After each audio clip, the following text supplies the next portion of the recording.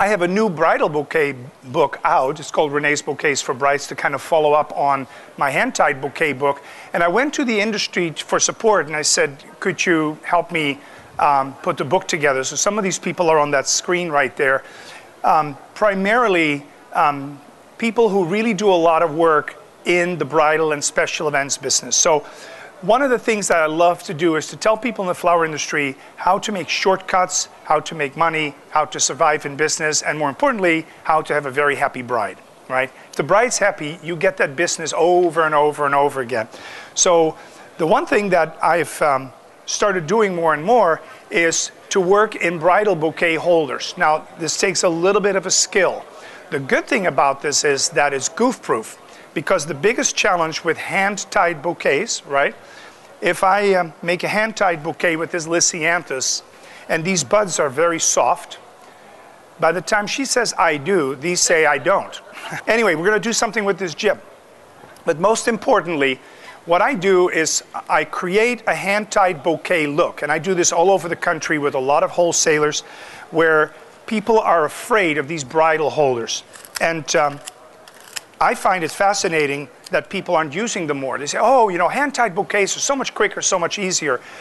It's really funny coming from the old school where everything was wired and taped. And for those of you that are new to the industry, that is absolutely crazy, unless you're a florist with 5 children, because they would be sitting there wiring and taping. Those are the old days. So what I do is I take any of these holders, right? And several companies make this. So here is a little holder, right? And this holder has some bear grass around it. People love bear grass. It's kind of, you know, trendy and cool.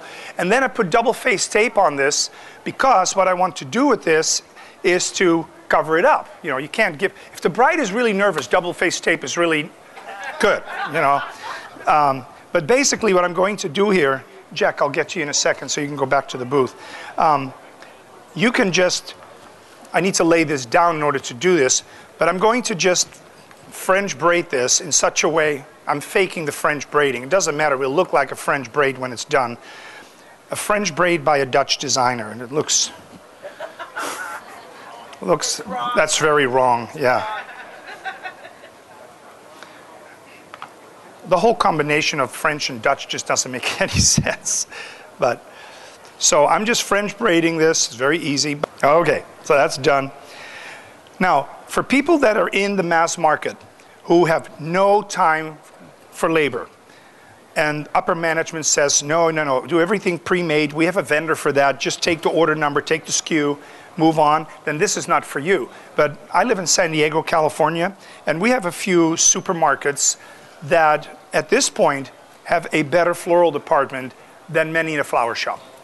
I mean, they sell $300 bonsai trees, they do it all, and they have a name in the community, so they've kind of become the new florists, if you will, and they have very good designers in the store, so they can do these kind of things. Moreover, what's really cool about this is that since they don't have a design space, they actually do this in the store, and they have to be clean about it, but you get an audience. People, it becomes a destination shopping experience, because they see somebody making this stuff and they go, wow, I came in for a loaf of bread, but now they're focused on flowers. That's pretty cool. So here's the foundation for this, right? The number one complaint about bridal flowers that are not hand-tied is that they fall apart. You know, in other words, hand-tied, you tie it really tight. With this, people say it falls out. Very easy to do. I'm going to do this with some amaryllis.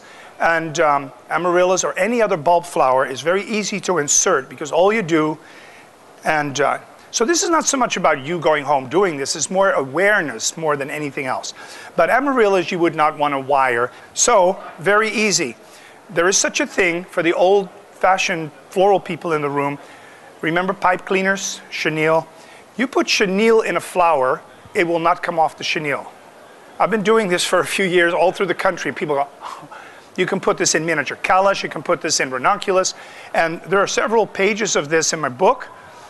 This is very simple. You saw me put that little chenille in there, right? So I'm just going to cut that really short. Now chenille wicks. So all I have to do is insert this in the foam. It's already attached to the foam, but it's also drinking. So, God, that sounds good. So this is attached. It's not going to fall out. Some people must think I'm like an alkie or something. I don't know. I talk about alcohol a lot since I can't talk about sex or religion.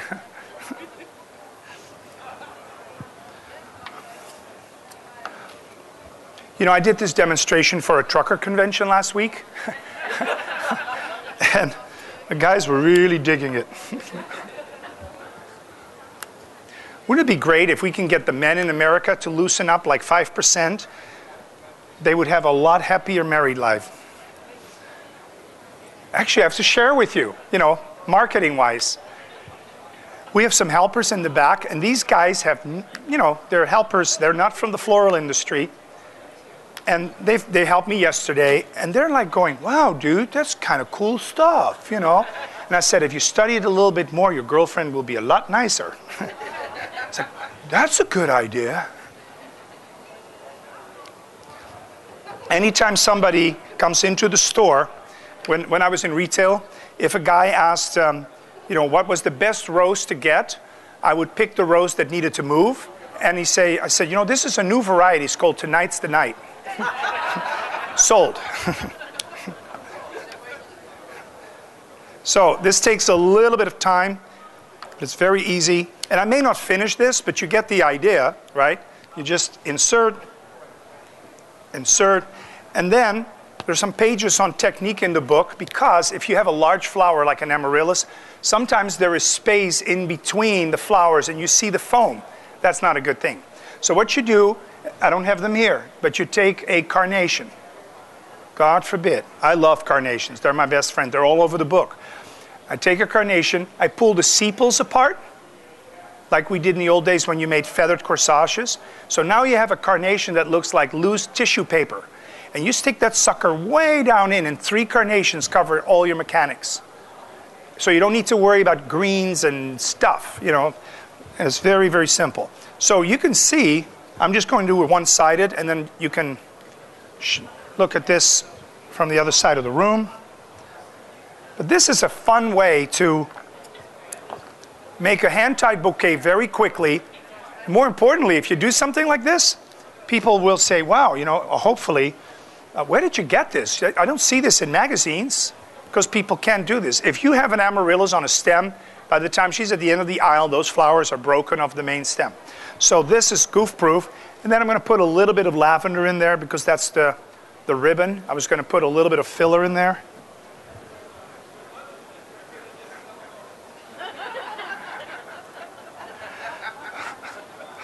It's my first day. So I'll pass this around. If you're not supposed to keep the book for yourself, honey. Oh, I know. So if somebody wants to pass that around, it's just the idea, right? That's really what it's all about. So now the other thing that is cool, Gerbera. A lot of young girls love Gerberas. Well, Gerberas are also a flower that tends to flop. So I'm going to do the same thing. There is the bridal holder. Here are the faux stems, right?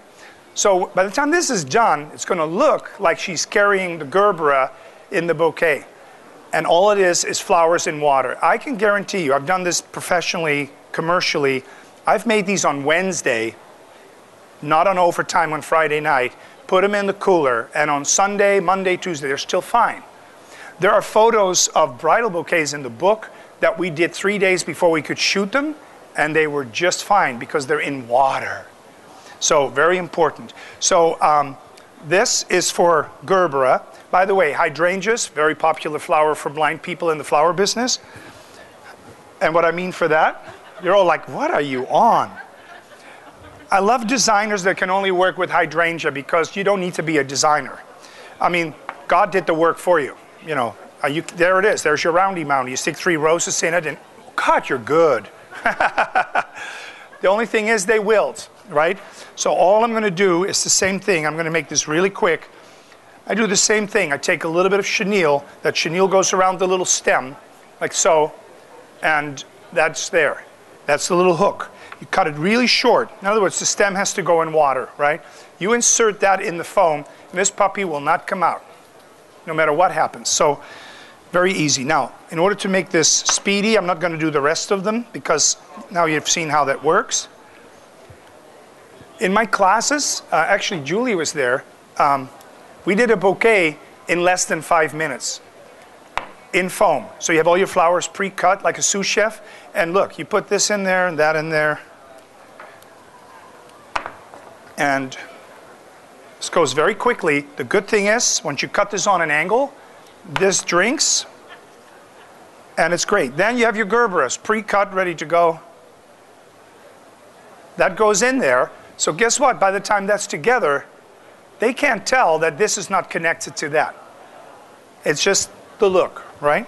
So I just pre-chenilled these. This is an arrangement on a stick, ladies and gentlemen. That's all it is. Called a bridal bouquet, because you get more money for it. Well, that's if we're careful. Some of you know me personally. I'm Dutch, so I kind of speak my mind. But, oh, hi, Charlotte. People that work with me know that. And I love do-it-yourself. But if the whole bridal industry becomes a do-it-yourself project for mothers of the brides and their dysfunctional family, we're in trouble. Now, I'm not the judge of that, but if you look at the We channel, they're dysfunctional. So I'm doing the same thing here, right? But you can see how quickly this is done. And when the bride carries this, it's just about that. So I'm doing, again, some ribbon. And this ships, by the way. So if you have a bride or a family member, they say, hey, I really want you to do my bridal bouquet. I have made these and put them in a box and shipped them FedEx, priority overnight, and they were just fine. Now, if you go to a cold climate, you'd have to bubble wrap it and all that, but I've shipped these to people in Vegas, you name it, and it all works fine. So I didn't finish it, but again, it's the concept, right? So don't say, oh, you didn't cover the tape. I'm not here to show you how to cover the tape. I'm just giving you some ideas on what can be done. Oh, you're good.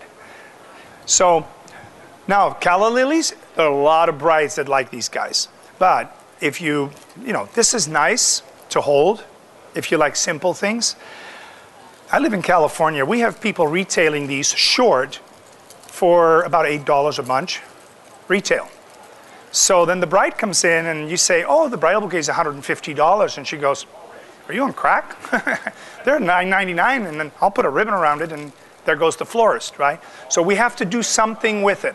So one of the things you can do with Calla lilies to make it a little bit more dramatic and to sell what we sell, which is called skill and professionalism, is you can do some styling with flowers that has kind of gotten by the wayside, and that is to actually make what is called a waterfall bouquet.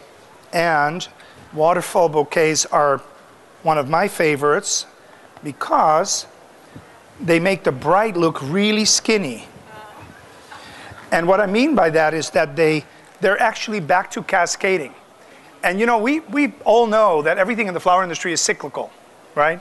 You look at gyp, it's coming back. You look at carnations, it's coming back. So if you say, well, you know, I'm in the bridal world or anything in this business, it's coming back. So this is a cascading bouquet with Calla lilies, and it's all done in a holder the way I showed you earlier. But don't be afraid of skilled bridal work, because it's a big differentiator in the marketplace, very, very large.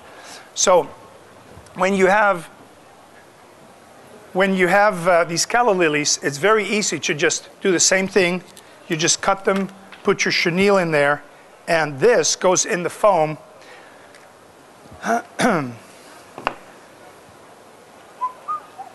This goes in the foam, and it's phenomenal. I mean, it's really cool. I think you got the idea. Now, lilies. I love lilies for bridal work because there's an ooh and ah to lilies, right? Amaryllis and lilies, they're form flowers. So for those of you that were here yesterday, the 4 categories that a lot of people in the flower business, even if you're a buyer and not a designer, are not familiar with, is the very basics. So the very basics are mass flowers, which is our bouquet world, right? Focal flowers. It's basically what makes the bouquet look volume and money on top. So that's all the mass flowers. They're round or circular or spherical. Then from there, it goes to line material. And 20 years ago, everything was liatras and gladioli, and anything with a stick was really cool. And we've kind of got away from that because now everything's round. Well, this is coming back again. Then filler flowers, and for those of you that know my design style, I don't walk away from filler flowers. I think they're fantastic. They really are the gravy on the steak. And then form flowers. Form flowers are generally expensive because the plant is expensive. So if you have an expensive egg, you get an expensive chick. So lilies are in there. If you want to just do one big lily instead of a bouquet of lilies, you do what's called a composite flower.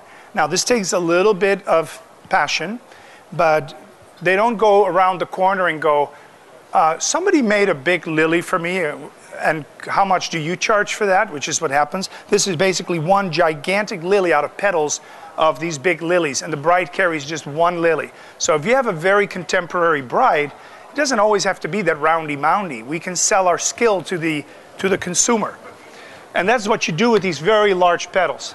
This is another new product for supermarkets that now have discovered that corsages can be sold at $30 a piece for a prom, and in there are 2 cymbidiums and some bling. And all we do is wrap it around things, right? So for a bride that's daring and wants to do something a little different, this is very simple. You just take this stuff and you go around and around and around and around. It's called lilies in bondage. You just wrap and wrap and wrap. Now, for those of you that go, you know, this is not my thing, if you have been in the bridal world or you watch television, it's all about bling. It doesn't have to be what you see on television, but it is big. And I mean, you look at here in Miami, even men's t-shirts have diamonds and rhinestones on them, and it's really cool. So you can do bling all day long and make a collar for a bouquet. And for the ladies in the room, if you've been in bridal salons, they now have bodices on gowns that are solid with this. When the bodice of the gown has this on it, you can sell this for $150 by itself, and it's actually this is more, and just carry that with a few white lilies. I've seen people do this. Let me take this out.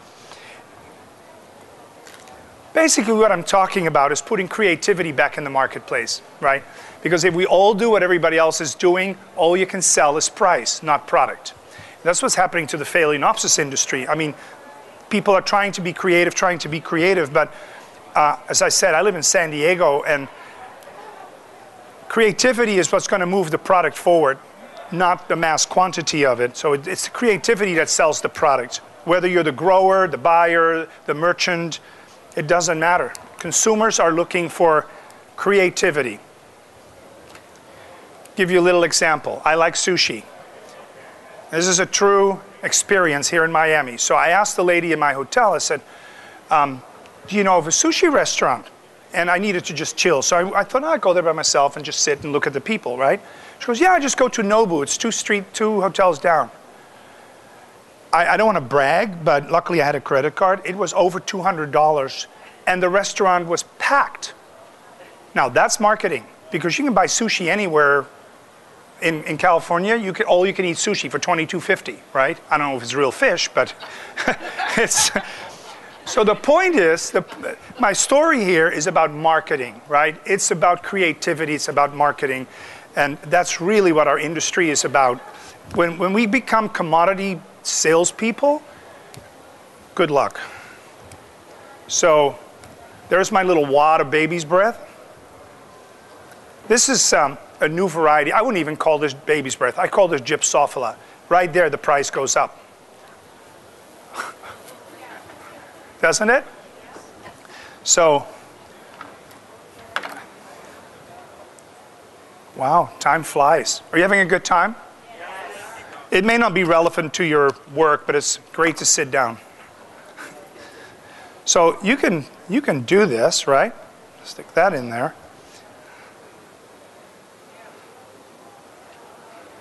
And pull that through. Can you imagine just taking a few lily stems, stick them in there? And now there's people in our industry that go, oh, I hate that. And I said this yesterday. It's not about you. And I mean that with love. We forget that we're not the people paying for it. You know, there is somebody in Miami who's going to think this is really hot, and she has a very wealthy daddy. So Now, she likes peonies to go with it.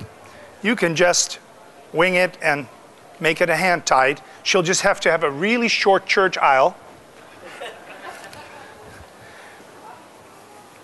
You know, for those of you that know, I know some of you, and you do wedding work. In California, we have brides that want the flowers 3 hours before the wedding because they have that many pictures to take. So, whoops. So if you do a hand-tied bouquet in August in California, or any time in the summer, or Arizona or Miami or wherever you are where it's hot, thank you, and you end up with hand-tied bouquets, it doesn't look good after 2.5 hours. So I really want people to look at this and say, how else can we reinvent ourselves? And I can share with you that I've had little thank you notes from brides because I do weddings. She actually sent me a note and she says, it lasted throughout my whole honeymoon. She took the bouquet with her, and because it was in foam, she had it there, and she goes, look at that, this is lasting. There's a picture in my book, the Rene's Bouquets for Brides book, that has lilacs in it. I put lilacs in floral foam. They lasted for 2 days. So, you know, knowledge is power, right? So you can see how that can be pretty stunning pretty quickly, right? So cut it, put it in some water. So you got the bling, you got the jip, very, very easy. So I didn't tie this off and I can't find my stuff to tie it with, so I'm just gonna lay this down here. Very cool stuff. There, little bling. Hyacinths are great. You see them in a lot of magazines. Trouble is, hyacinths have very fleshy stems. They're like banana peels when you step on them, and you can't design with these puppies. You know, they're just so heavy. All you do, when I see them, I get homesick. I'm from Holland originally, but I've been here for a long time. And so Else and I are always catching up. But what you do the same thing. You take your chenille. The chenille goes in the fleshy stem. And cut it short, really short. And that goes in the foam. Now, this is not for beginners. You know, you have to. If for some reason it's still not holding, I always tell my students to jam a wire through it across and it won't come out. So here are some hyacinth way in there. It's not the best color combination, but somebody will love it. So you can use any flower and it's pretty secure. So does anyone have a question? No? I was going to finish up with a hand-tied bouquet because I'm giving away some of my soft covers. By the way, yes, sir. Yeah, ma'am.